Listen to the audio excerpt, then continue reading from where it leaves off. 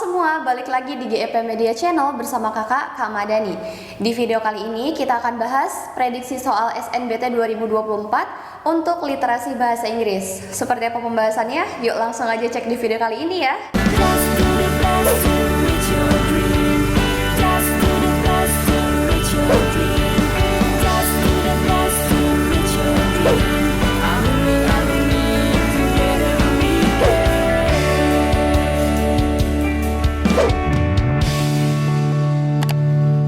Kapan lagi kamu bisa ikutan tryout UTBK gratis di GP Media kalau bukan sekarang? Ikuti syaratnya dan kirim bukti screenshot di gpmedia.id ya, jangan sampai ketinggalan. Buat kalian yang lagi cari tryout SNBT dan ujian mandiri untuk masuk PTN, kita punya solusinya.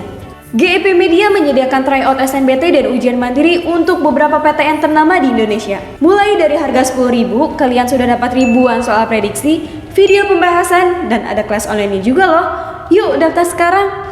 Oke, soal nomor 1. Which of the following factors contribute to stunting? Manakah faktor berikut yang berkontribusi terhadap stunting? Oke, di sini kontribusi terhadap stunting ya. Kita lihat di sini ada di paragraf kedua. Jadi kita bisa abaikan paragraf 1, kita langsung aja fokusnya di paragraf kedua, teman-teman. Several factors contribute to prevalence of stunting including inadequate nutritional intake. Oke, berarti ini ada beberapa ya. Jadi ada beberapa faktor nih yang berkontribusi terhadap prevalensi stunting, termasuk inadequate nutritional intake, artinya masukan nutrisi yang tidak tepat gitu atau yang kurang di situ. Kemudian faktor yang kedua, lack of access to healthcare services, artinya kekurangan akses atau kurangnya akses ke layanan kesehatan gitu. Kemudian poor sanitation, artinya sanitasi yang buruk.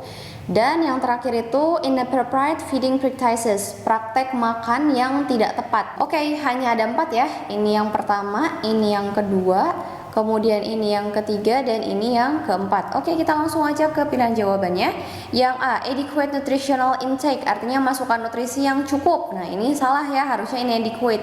Inadequate itu artinya kekurangan gitu atau tidak cukup gitu. Jadi yang A dia salah. Kemudian yang B, access to good healthcare services, yang artinya layanan atau akses akses ke layanan kesehatan yang baik. Nah, ini jelas salah karena tadi itu adalah lack. Lack itu artinya kekurangan atau kurangnya akses gitu. Jadi yang B dia tidak tepat.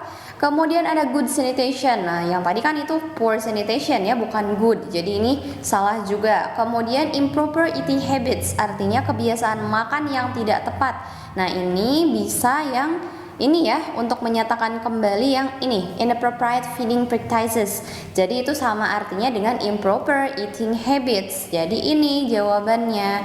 Kalau yang E, high parental education level. Jadi level pendidikan orang tua yang tinggi gitu. Nah, ini jelas salah ya, karena tadi faktornya itu hanya ada 4 ya di sini ya dalam bacaan ini. Oke, jadi jawabannya itu adalah D. Soal yang kedua, ini masih bacaan yang sama teman-teman, cuman soalnya aja yang berbeda. The increasing public awareness is important in addressing stunting because, nah jadi di sini peningkatan kesadaran publik itu sangat penting dalam menghadapi stunting. Karena apa? Oke, kita lihat di sini ya. Tadi di paragraf 2 udah ya. Kemudian di sini kita lanjutkan, ada limited knowledge and understanding of the important nutrition bla bla bla ya. Di sini berarti keterbatasan ilmu gitu dan pemahaman terhadap nutrisi selama fase pertumbuhan gitu juga memainkan peran yang krusial gitu dalam isu stunting ini. Kemudian government efforts and various organizations have been undertaken to address stunting through supplementary feeding programs. Oke, ada di sini ya. Jadi untuk menghadapi stunting itu harus ada supplementary feeding program. Oke, jadi supplementary feeding programs ini adalah program pemberian makanan tambahan gitu di luar makanan utama berarti ya. Kemudian nutritional education atau pendidikan terhadap nutrisi gitu. Kemudian improve access to sanitation, meningkatkan akses terhadap sanitasi gitu. Jadi itu ya, ada 3. Ini yang pertama, ini yang kedua, dan ini yang ketiga. Oke, jadi kita lihat dulu di sini. Yang manakah jawaban yang paling tepat? Yang A dulu, making children better at eating, artinya membuat anak-anak itu lebih baik saat makan. Nah, ini jelas salah ya teman-teman. Kenapa? Karena kalau misalkan kita hanya makan di sini tanpa memperhatikan nutrisinya, itu juga sama aja dengan bohong. Jadi kalau yang A dia kurang tepat ya. Hati-hati terjebak. Kemudian yang B, making children enjoy learning more, membuat anak-anak lebih menikmati pembelajaran. Nah, ini jelas salah ya, nggak ada hubungannya nih. Kemudian making children fall asleep faster, artinya membuat anak-anak tidur lebih cepat. Nah, ini jelas salah juga. Kemudian ensuring children have good sleep quality, ini juga salah ya, nggak ada sleep-sleepan yang tadi. Terus berarti yang terakhir cuman yang di sini ya. Providing children with proper nutrition during growth, artinya menyediakan nutrisi yang baik untuk anak-anak selama masa pertumbuhan mereka gitu. Jadi di sini jawabannya adalah yang teman-teman. Oke teman-teman, kita ke soal yang ketiga. Ini masih sama bacaannya tentang stunting yang tadi ya, cuman beda soalnya aja. One of the goals of government programs to address stunting is, yang ditanyakan itu adalah government programnya ya. Jadi salah satu tujuan program pemerintah itu dalam menghadapi stunting itu apa gitu ya. Kita lihat di sini. Yang tadi ya berarti ada 4 nih. Ada ini.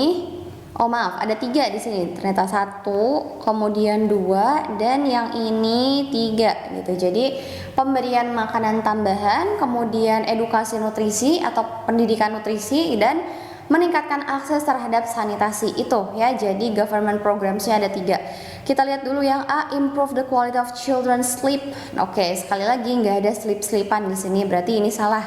Kemudian strengthen children's immune systems, artinya menguatkan sistem imun anak-anak, ini juga salah ya. Kita fokusnya di program makanan tambahan dan pendidikan nutrisi gitu. Jadi yang B itu salah. Kemudian yang C, increase access to entertainment for children. Nah, ini salah, bukan terhadap entertainment tetapi terhadap sanitation gitu.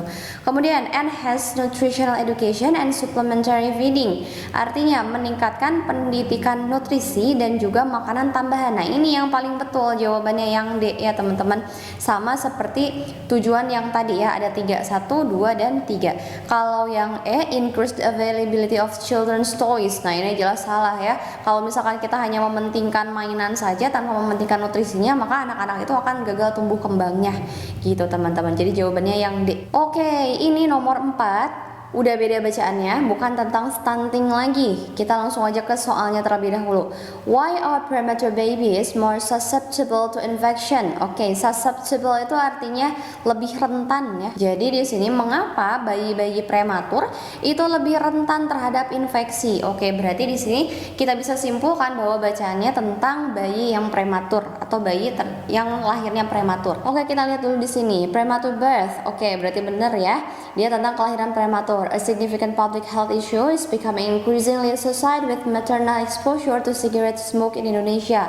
Oh, ternyata di sini disebutkan bahwa kelahiran prematur itu adalah salah satu isu publik yang signifikan gitu ya, dan ini mengalami peningkatan yang diasosiasikan dengan ketika kehamilannya itu terekspos terhadap asap rokok gitu, khususnya di Indonesia ya ini. Kemudian ini masih masih tentang datanya juga ya, bisa kita lewat. Kita lihat ke paragraf 2. Exposure to cigarette smoke during pregnancy has been linked to a higher likelihood of premature birth. Artinya di sini paparan asap rokok selama kehamilan itu bisa dihubungkan terhadap kemungkinan kelahiran prematur kayak gitu. Kemudian di sini tentang researchnya ya, yang mengindikasikan bahwa dalam asap rokok itu ada beberapa substansi yang berbahaya gitu, such as nicotine and carbon monoxide. Oke, jadi ada nikotin dan juga karbon monoksida gitu. Kemudian bisa mempengaruhi placental function, fungsi dari placenta, and fetal development, dan perkembangan janin. Kemudian di sini the result is an increased risk of preterm labor. Oke, di sini nih hasilnya itu adalah peningkatan kelahiran prematur, leading to babies being born before they have fully developed. Artinya bayi-bayi itu mereka akan terlahir sebelum mereka berkembang secara penuh, which can result in various health complications, yang akan berakibat pada komplikasi masalah medis yang bervariasi gitu. Berarti di sini karena bayinya lahir prematur sebelum waktunya, otomatis perkembangan janin di dalam perut yang harusnya 9 bulan itu malah jadi kurang dari 9 bulan, makanya mereka kurang berkembang gitu. Kemudian di sini ada consequences-nya ya, have severe consequences for the baby's health, artinya memiliki konsekuensi yang parah gitu terhadap kesehatan bayi, including respiratory problems. Oke, berarti masalah pernafasan. Kemudian underdeveloped organs, artinya organ-organ yang mereka itu kurang berkembang gitu, belum siap mereka. Kemudian and a higher susceptibility to infection, dan lebih rentan terhadap infeksi di sini. Nah, di sini yang ditanyakan itu adalah mengapa bayi-bayi yang terlahir prematur itu lebih rentan terhadap infeksi. Berarti bisa kita simpulkan karena organ-organ di dalam tubuhnya dan perkembangan tubuhnya itu dia belum maksimal gitu ya. Jadi jawabannya kita lihat yang mana nih? Kalau yang A, they have stronger immune systems. Nah, ini istilah salah ya, karena kalau bayinya lahir prematur berarti sistem imunnya juga dia belum sempurna gitu. Jadi yang A salah. Kemudian yang B, they are exposed to clean environments. Ini jelas salah. Gak mungkin lingkungannya bersih kalau misalkan ada asap rokok. Kalau yang C, their organs are underdeveloped. Organ-organnya itu masih berkembang. Nah, ini kita keep dulu nih yang C ya. Kalau yang D, they have multifunction organs. Nah, ini salah ya. Organnya itu multifungsi. Ini jelas salah. Kenapa? Karena organ-organnya tadi belum berkembang secara sempurna. Kemudian yang terakhir, they receive specialized prenatal care. Mereka menerima perawatan prenatal yang terspesialisasi. Prenatal itu sebelum lahir ya. Jadi yang ini salah. Berarti jawabannya itu adalah yang tadi, yang C. Their organs are underdeveloped. Jadi organ-organ mereka itu masih berkembang gitu ya, masih belum berkembang secara sempurna. Jadi masih dalam tahap perkembangan. Gitu teman-teman, jadi jawabannya itu adalah yang C. Oke teman-teman, sekarang kakak punya satu soal latihan untuk kalian. Seperti biasa, silahkan dijawab dan share jawabannya di kolom komentar ya. Sekian pembahasan di video kali ini, semangat belajarnya and see you in the next video.